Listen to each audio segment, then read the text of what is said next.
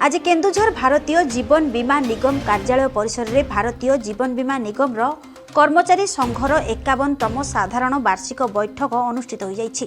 ଏହି କାର୍ଯ୍ୟକ୍ରମରେ କଟକ ମଣ୍ଡଳର ସାଧାରଣ ସମ୍ପାଦକ ଶ୍ରୀ ଗୋଲକ ମହାରାଜ ଓ ସଭାପତି ପ୍ରଶାନ୍ତ କୁମାର ନାୟକ ଯୋଗଦେଇ ନିଜ ନିଜର ବକ୍ତବ୍ୟ ପ୍ରଦାନ କରିଛନ୍ତି।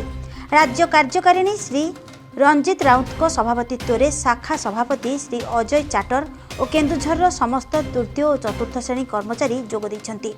କର୍ମଚାରୀଙ୍କ ବିଭିନ୍ନ ସମସ୍ୟା ଓ ସୁବିଧା ସୁଯୋଗ ଉପରେ ଏହି ବୈଠକରେ ଆଲୋଚନା କରାଯାଇଛି। ଏହି ବାର୍ଷିକ ବୈଠକ କର୍ମଚାରୀଙ୍କ ପ୍ରତି ଅବହେଳାର ସରକାରଙ୍କ ଭୁଲ ନୀତି ଉପରେ ବିସ୍ତୃତ ଭାବରେ ଆଲୋଚନା ହୋଇଯାଇଛି। ଏହି ବିଷୟରେ ଆଗାମୀ ଦିନମାନଙ୍କରେ ସରକାରଙ୍କ ନିକଟରେ ଦାବି ଉପସ୍ଥାପନ କରାଯିବ ବୋଲି ଶ୍ରୀ ମହାରାଜ ପ୍ରକାଶ କରିଛନ୍ତି। ଶେଷରେ ଧନ୍ୟବାଦ ଅର୍ପଣ ପୂର୍ବକ କାର୍ଯ୍ୟକ୍ରମ ଶେଷ କରାଯାଇଥିଲା। କେନ୍ଦୁଝରରୁ ସତ୍ୟଜିତ ସାମନ୍ତରାୟଙ୍କ ରିପୋର୍ଟ, ଜିଓବା ନ୍ୟୁଜ୍।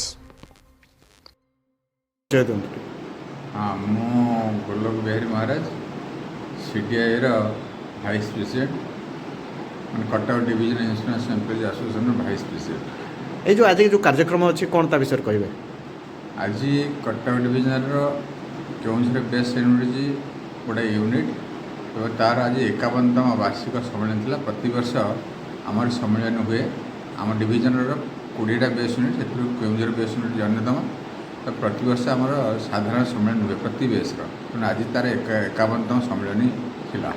कौन लक्ष्य रही सम्मेलन?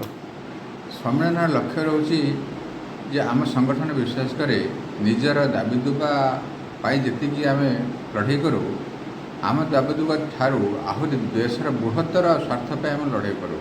ये देशर गणतंत्र केमती रे देशर पार्लियामेंटर शासन केमती रे देशर कन्स्टिट्यूशन संविधान अधिकार केमती रे आज देश जो अवस्था गति करुँची जो विपद अवस्था भितर गति करुँची ताकू रक्षा करने आम जत्पर्यंत आसी सारा भारत वर्ष विभिन्न संगठन मान सहित लोक जनमत को प्रतिनिधित्व करने चेष्टा करूँ, जनप्रतिनिधि नहीं लड़ाई चेष्टा करूँ।